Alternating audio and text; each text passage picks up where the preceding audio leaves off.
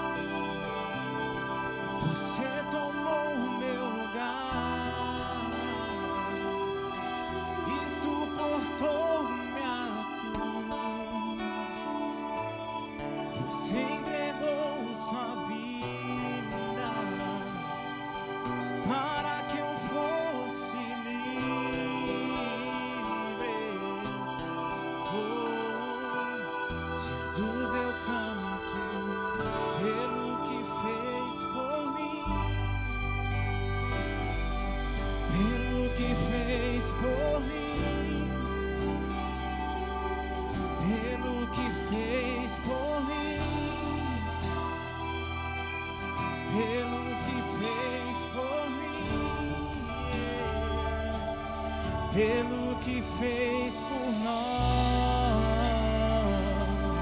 pelo que fez por nós, pelo que fez por nós, pelo que fez por nós,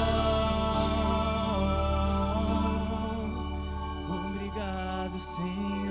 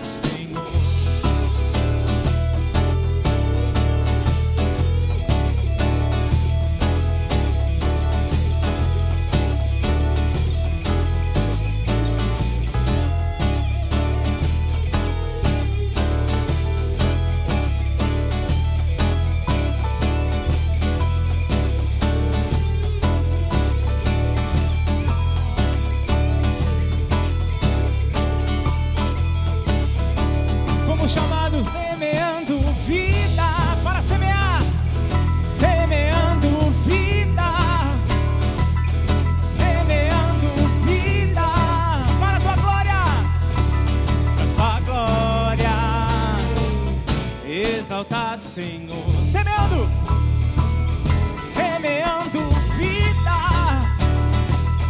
semeando vida, semeando vida, pra tua glória. Oh,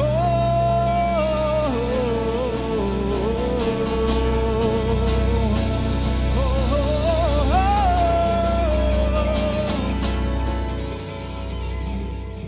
exaltado, Senhor.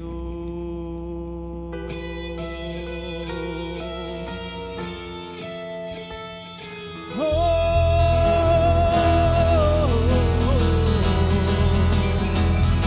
nós semeamos vida, nós semeamos vida, nós declaramos a vida de Deus sobre a sua casa, sobre o seu lar, sobre a sua família, nós declaramos vida. Amém.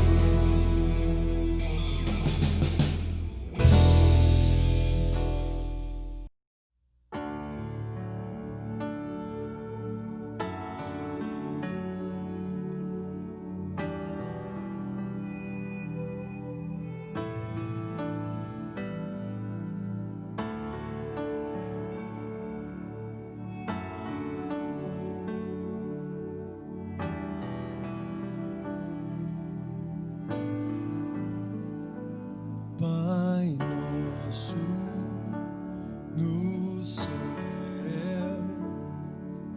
santo é o teu nome, teu reino buscamos, tua vontade seja feita na terra como é no céu. Deixa o céu descer na terra como é no céu. Deixa o céu descer. Deixa o céu descer. Deixa o céu descer.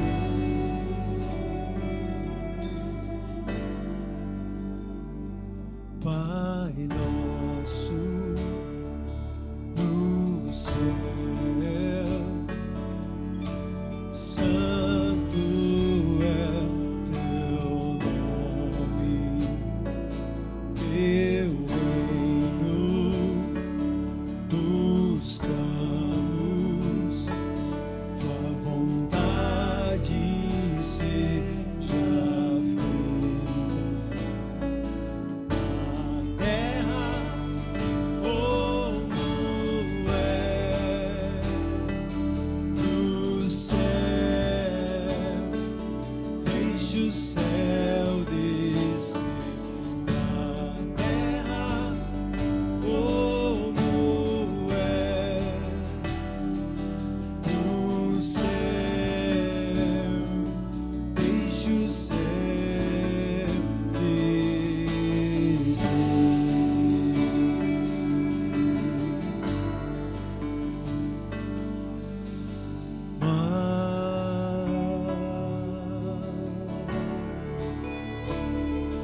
De ti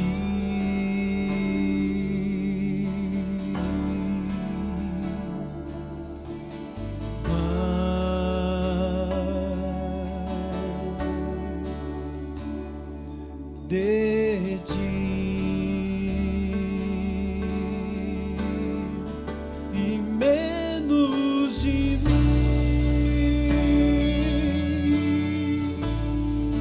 e menos de mim, e menos de mim, e menos de mim. Oh, que ele cresça e eu diminua, que ele apareça e me constranja com a sua glória, todo seu amor, infinita humildade, servo de todos os irmãos, que ele cresça, eu diminua, que ele apareça e me constranja com a sua glória, todo seu amor, infinita humildade, servo de todos os irmãos. Teu é o reino, teu é o poder, tua é a glória para sempre. Amém. Teu é o reino, teu é o poder, tua é a glória para sempre. Amém. Ei, Deus.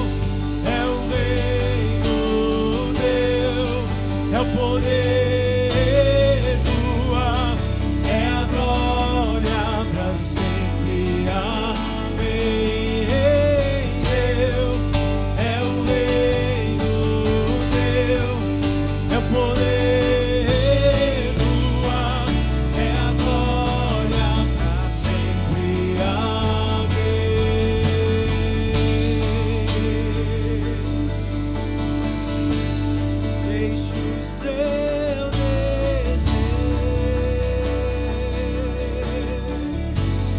deixe o céu descer, deixe o céu descer.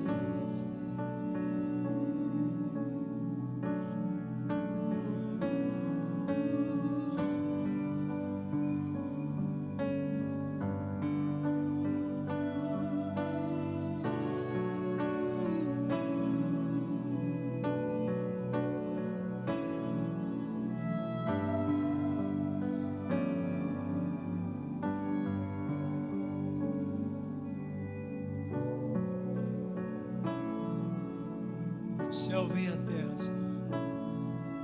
Que tua glória desça à terra. Possamos desfrutar já aqui, reinando contigo nos lugares celestiais, onde está Jesus, à tua direita, vencedor, Rei, dono de tudo. Que seja assim conosco, Senhor.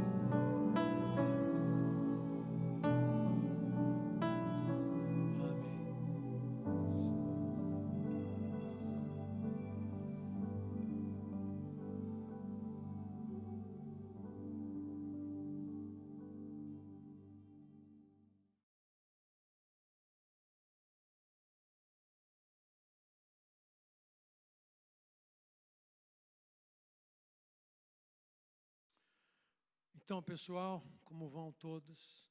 Tivemos de novo um ótimo tempo de louvor, Deus sempre falando conosco. E hoje nós queremos começar uma série nova, assim dizer. Nós temos percebido a liderança da igreja, sinais de Deus em nós de despertamento, mais despertamento para as coisas dele. Tem gente que usa a palavra avivamento. Hoje eu queria abordar um pouco isso, mas falando em primeiro lugar daquilo que acontece dentro de nós, do despertamento individual. Então, tem sido claro para a gente que avivamento não é uma coisa que atinge a massa de uma vez. Ela começa por pessoas, ela começa por casas, às vezes por uma mulher que começa a orar, por um casal. E Deus gosta de fazer isso, porque Deus é individual e Ele é de todos também. Então, dos avivamentos históricos que já teve, tudo, praticamente em todas as vezes Deus começou a tocar pessoas individualmente. Alguns deles, daí foram para grandes reuniões, para ginásio, para um monte de coisa. Mas eu entendo que Deus tem em primeiro lugar um avivamento, um despertamento que é pessoal, que é para cada um de nós. E eu vou usar um pouco aqui o livro de Joel, que tem a promessa do derramar do Espírito Santo, que foi cumprida em Pedro depois, em Atos. Mas eu quero analisar um pouquinho hoje com você aquela situação. Imagine, você está vivendo numa cidade, não do século 21, mas numa cidade onde você é fazendeiro, você tem suas plantações, você tem sua terra, e você depende daquilo para você poder vender, para você viver, para você sobreviver.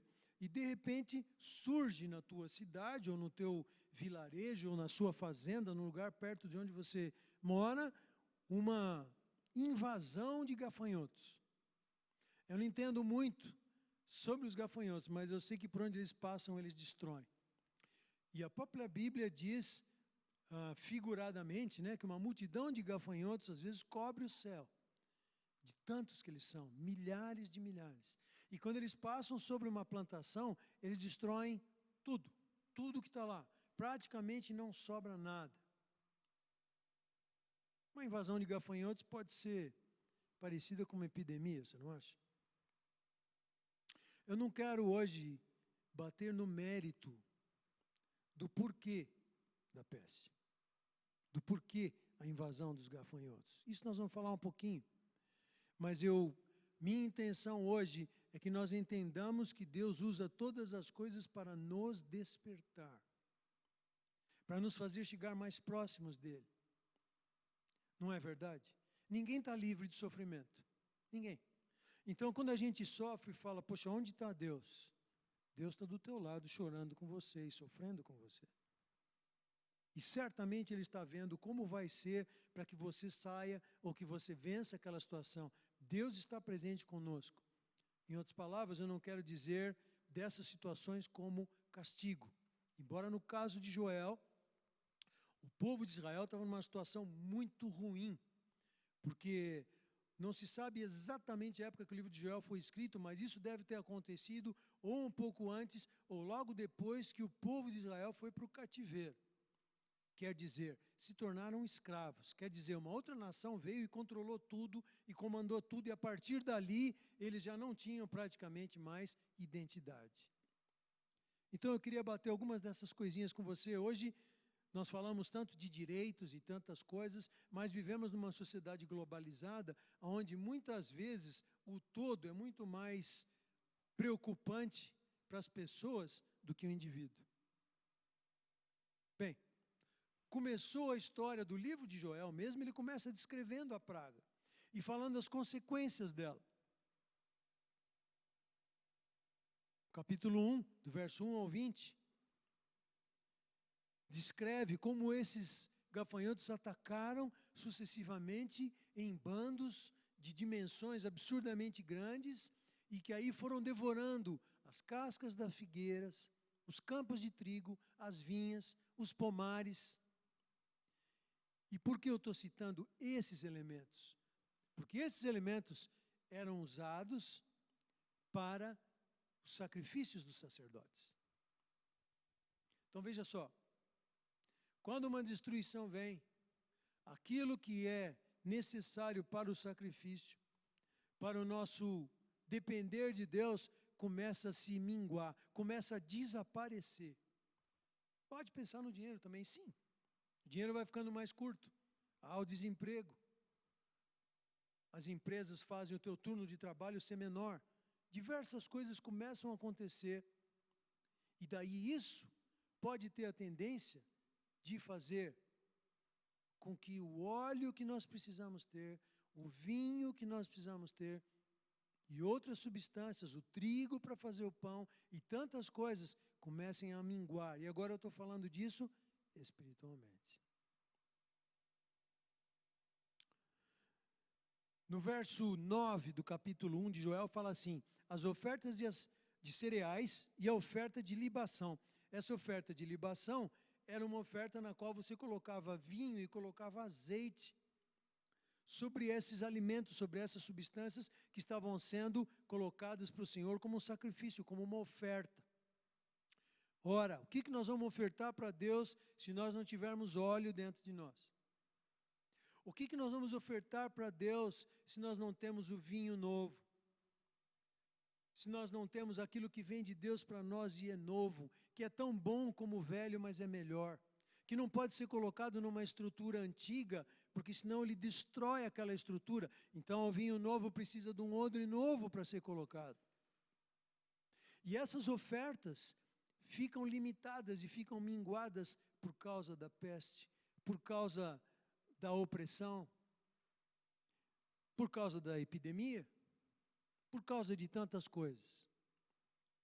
E todos esses elementos eram importantes, tanto no Shabá, que era a reunião semanal que o pessoal tinha na sinagoga, o povo de Israel, como nas festas. Agora veja que interessante, as diferentes festas que eles celebravam, que com essa invasão e essa destruição dos gafanhotos, essas festas ficavam limitadas também, além de se dizer que não havia mais alegria. Olha só, festa da Lua Nova, que era mensal, festa da Páscoa, festa do Pentecostes, que é o Shavu, festa do Ano Novo, que é o Rosh Hashanah, o dia da expiação, que é o Yom Kippur, e a festa dos tabernáculos, que é o Sukkot. Em todas essas festas, esses elementos da expiação, como eu expliquei para você, eram necessários. O vinho e o azeite. O vinho e o azeite. Não existe festa diante de Deus sem vinho e sem azeite. Sem alimento de Deus. No nosso avivamento individual, que é o que eu estou falando, no nosso despertamento,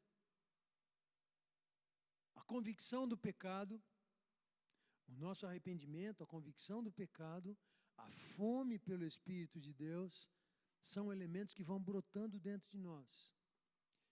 Eu vi Tim Keller, eu vi o Bill Johnson, pessoas falando sobre avivamento. Não existe modelos de avivamento. Tem pessoas, às vezes, que querem catalogar. Deus é sempre novo, gente. Os sinais comuns dele, quando ele aviva, quando ele desperta o povo, são a sua palavra, são o seu Espírito, isso não muda. Agora, a forma como o Espírito opera, como acontece o despertamento, as formas disso acontecer, nós não podemos catalogar e dizer tem que ser assim, assim, assim. Mas com certeza vem de oração, vem daquela fome por Deus, que você quer estar mais perto dele, você quer buscar mais a ele, e isso vai vindo dentro de você, não é porque alguém manda. Os tempos de oração da igreja vão ficando mais quentes, vão ficando mais firmes, vai se percebendo mais palpavelmente a presença do Espírito. Claro, isso depende da nossa busca, sim. Mas quem faz e a forma como ele faz é o Espírito Santo. E eu queria, nesse primeiro domingo que nós estamos falando sobre isso, deixar isso claro para você. Um outro aspecto que eu vi aqui no verso 12 do capítulo 1, vai falando, das consequências. A videira secou, a figueira murchou, a romanceira, a palmeira e a macieira. Todas as árvores do campo secaram. A alegria dos homens se abateu. Jesus é nossa alegria. Aquele que recebe de Deus novas coisas, aquele que recebe de Deus a visitação do Espírito, a presença do Espírito, o mover do Espírito, os dons do Espírito, os frutos do Espírito. Eu sempre digo isso, eu nunca vi uma árvore fazendo força para dar fruto. Já viu uma árvore gemendo na época dos frutos? Aí aparece o fruto. Eu nunca vi isso. Os frutos vêm naturalmente, fruto das raízes, fruto da seiva, fruto do alimento. E conosco? Será que nós vamos ter que ficar puxando a roda para as pessoas se animarem? Não, não é assim que acontece. Mas é fruto da oração, repito, fruto da fome por Deus. Sim, essas são características. E sabe, pessoas que são atingidas dentro do que a gente chama da igreja, né, do convívio, que você começa a observar, que eu acho que é tão lindo, eu já vi isso algumas vezes. Aquelas pessoas, por exemplo, que dormem no culto, ou que são os que dormem na fé, eles começam a ficar despertos, eles começam a vibrar, eles começam a descobrir, como se fosse um mundo novo para eles. Aqueles que são os antigos da igreja, eu vi, outro dia eu estava conversando com irmãos da nossa liderança, e às vezes fala-se muito, voltar ao primeiro amor, voltar ao primeiro amor. O primeiro amor é Jesus que dá. A gente não tem que ficar falando voltar ao primeiro amor. Nós temos que trabalhar esse primeiro amor. Jesus já colocou ali dentro de nós. Não é trazer de volta, é ser despertado, porque ele já está dentro de nós. Se Jesus está dentro de nós, o amor dele está dentro de nós. Se o Espírito Santo está dentro de nós, o fruto do Espírito está dentro de nós. E um deles é a alegria. E por que a alegria vai esfriando, vai havendo tristeza, como eu li agora aqui em Joel? Por causa da praga, por causa das lutas, por causa das epidemias, da falta de dinheiro, crises mundiais, globais, fake news, confusão, insegurança por todo lado. Será que ele está falando a verdade? Será que ele está falando a verdade? E tudo isso vai minando a nossa fé, vai minando a nossa alegria, que é baseada em Deus.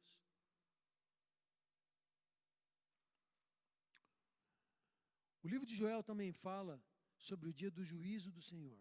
Então, todo o contexto do livro de Joel aponta tanto para a desgraça de Israel com os gafanhotos até sendo no capítulo 2, figura de exércitos que haveriam de conquistar Israel, sim, figura de destruição, figura de cativeiro, sim, para depois no capítulo 2, que a gente conhece mais, né, o texto que a gente conhece mais por causa que Pedro citou Joel. Joel deve ter escrito isso uns 500, 600 anos antes do Senhor Jesus. Então, Pedro cita essa profecia de Joel uns 500, 600 anos depois, o começo dela. Porque alguns acreditam que ela aconteceu só lá na festa de Pentecostes, lá no começo da igreja. Nós entendemos que isso é até os dias de hoje. O Espírito foi dado não mais por medida como no Velho Testamento, e nós dispomos dele até hoje. Quando clamarmos, quando formos atrás dele, quando buscarmos dele. Ele está presente, isso é um privilégio. No Velho Testamento, profetas, homens, mulheres de Deus eram tomados. Sansão era tomado pelo Espírito de Deus e derrotava um exército inteiro, mas o Espírito não ficava nele o tempo todo. Davi era tomado pelo Espírito de Deus, e ele destruía exércitos, ele escrevia poemas, ele fazia salmos, mas o Espírito não estava todo o tempo dentro dele. Ele foi tomado pelo Espírito. 1 Samuel 16 fala que o Espírito se apossou de Davi, sim. Se apossou dele quando ele lutou contra Golias, se apossava dele todas as vezes que eles lutavam. Mas hoje, o Espírito não é dado por medida, ele é dado para sempre. Nós recebemos ele para sempre. Isso é privilégio. Isso é privilégio, é VIP. Qualquer pessoa que clama pelo nome do Senhor Jesus hoje recebe o seu Espírito. E com ele, todas as bênçãos que vêm disso.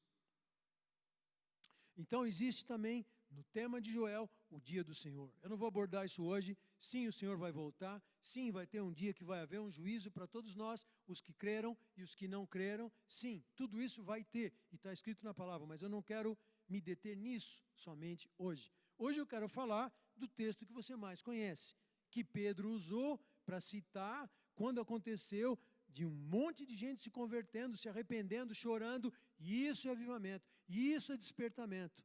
Gente chorando, se arrependendo e perguntando para Pedro, o que nós fazemos agora?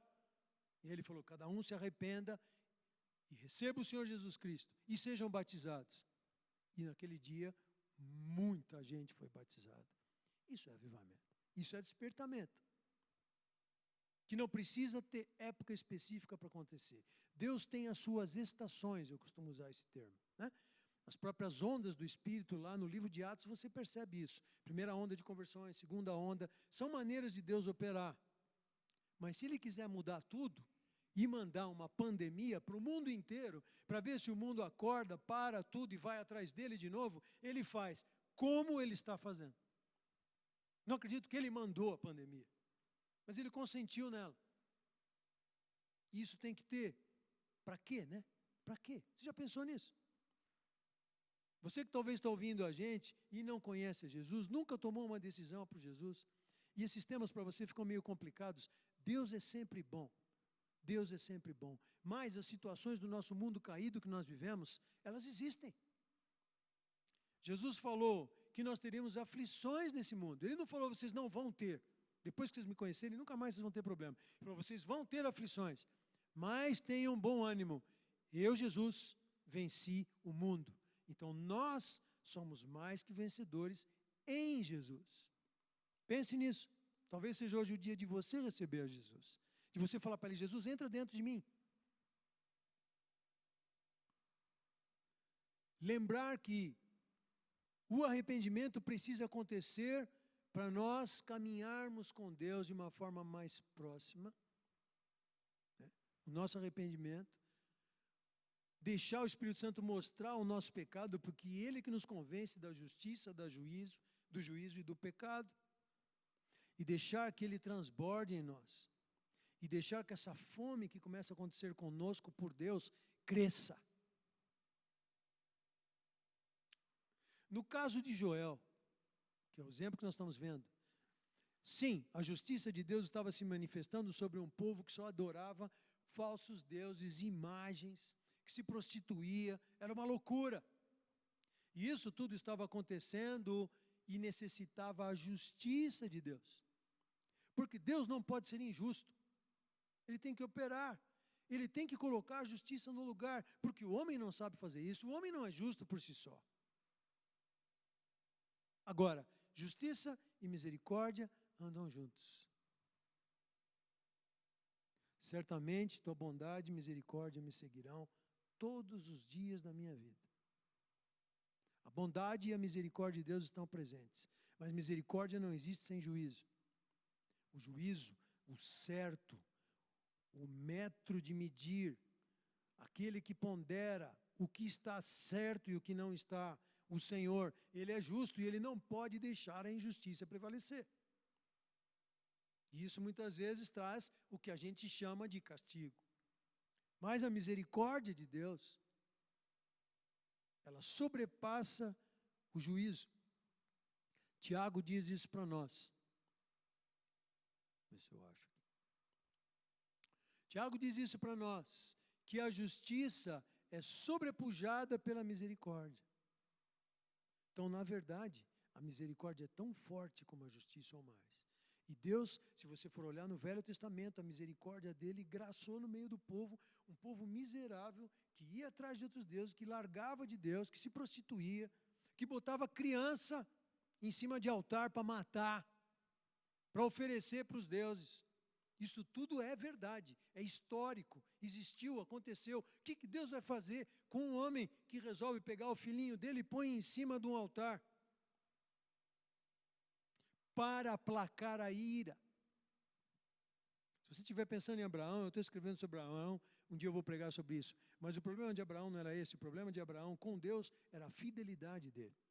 Deus não queria jamais que Isaac morresse, Deus estava testando a fidelidade de Abraão. Mas isso é uma história para um outro dia. Com a palavra de arrependimento que o profeta Joel deixou para o povo, ele começa daí, a partir do verso 28 do capítulo 2, a virar o jogo, falando da bondade de Deus.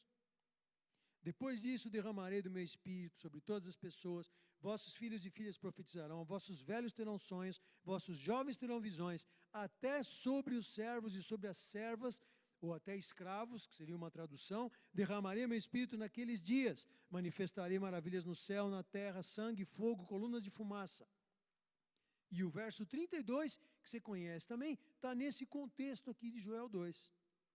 Todo aquele que invocar o nome do Senhor será salvo. Pois os que escaparem estarão no Monte Sião e em Jerusalém, como o Senhor prometeu.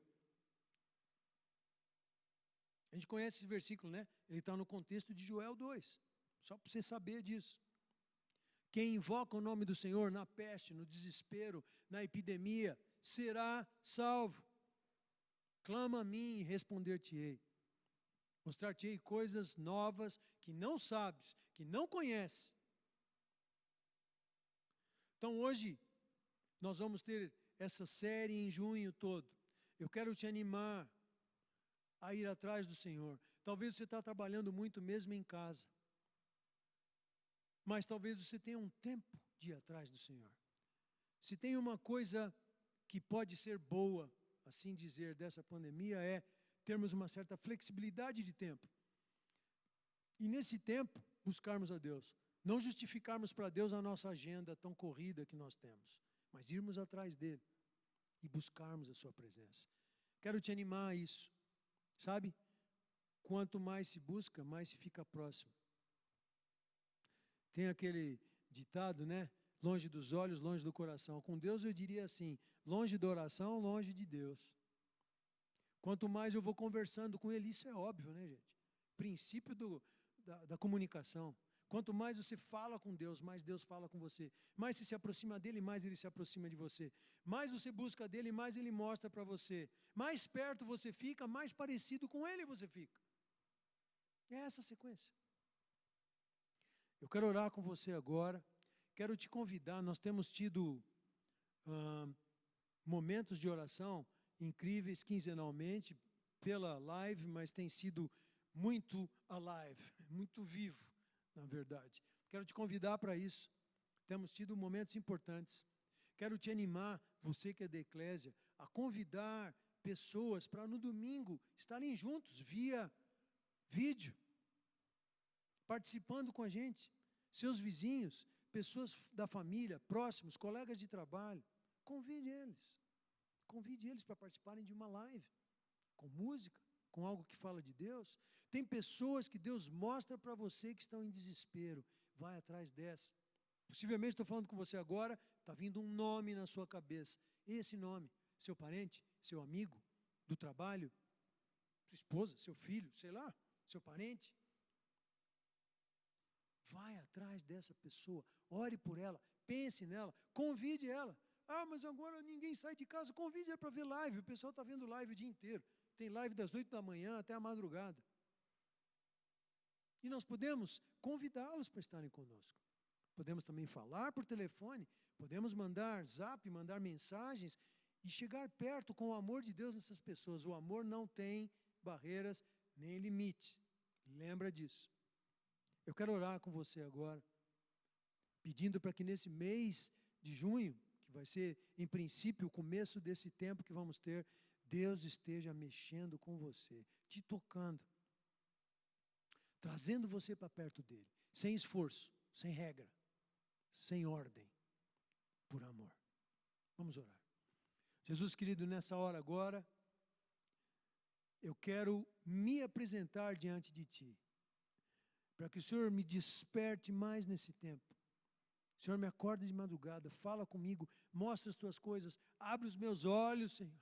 Eu quero ver. Eu sei, Senhor, que esse tempo que estamos passando de pandemia é uma estação de tempo, é um tempo separado pelo Senhor para que nós estejamos vendo tudo que está ao nosso redor, parando para repensar nossos princípios, nossas bases de vida, nossos paradigmas. Muitos deles precisam ser quebrados, mesmo dos cristãos. Então, Senhor, toca as pessoas, toca o nosso coração com aquele teu amor maravilhoso, inexplicável. Senhor, nós te amamos, Senhor. Neste Brasil sofrido, no momento sério que nós estamos, com dificuldades financeiras que já estão vindo e ainda vão vir, com pessoas enfermas, nós sabemos que o Senhor está cuidando de nós.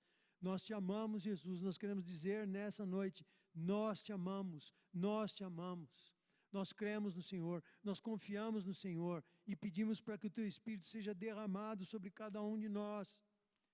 Em todo o tempo, que não seja um momento único, especial, mas que sejam muitos momentos, onde nós somos tocados por Ti, Senhor. Em nome de Jesus, nós temos fome, nós queremos mais, nós precisamos.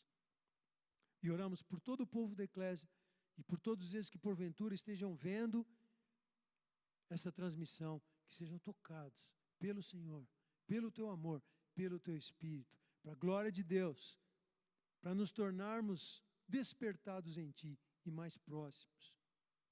Nós oramos e Te agradecemos, em nome do Senhor Jesus, para a glória de Deus. Deus te abençoe, até a próxima, fique ligado nas nossas atividades, nos grupos que nós temos tido, tudo live, participe, não fique sozinho. Um grande abraço, boa noite.